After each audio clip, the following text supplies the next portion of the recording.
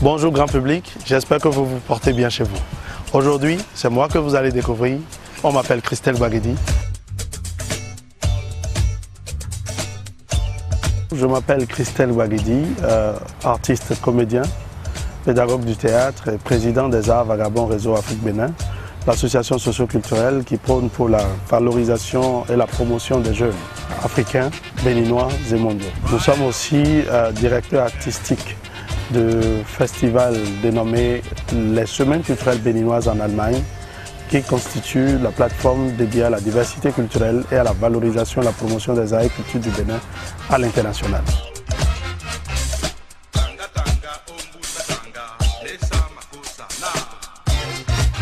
Les jeux d'enfance au Bénin.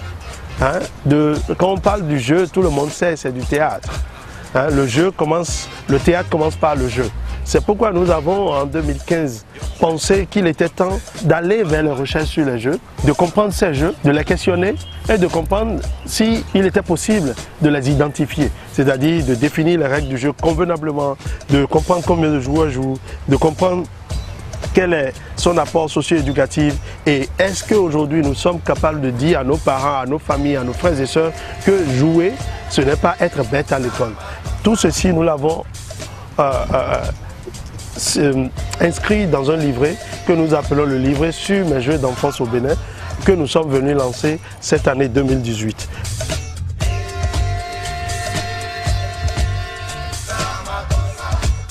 L'enfant qui joue, il n'est pas bête. L'enfant qui joue, il ne doit pas être violenté.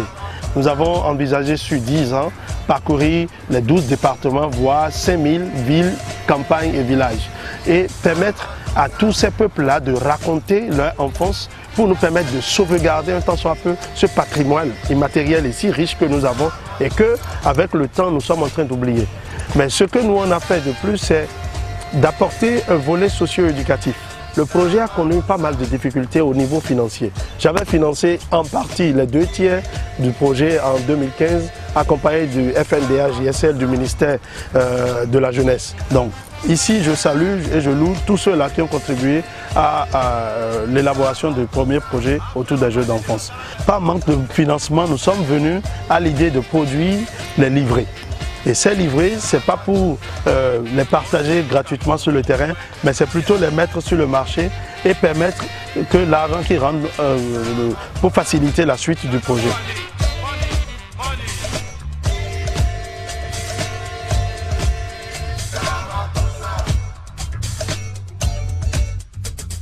Je nous invite tous au jeu.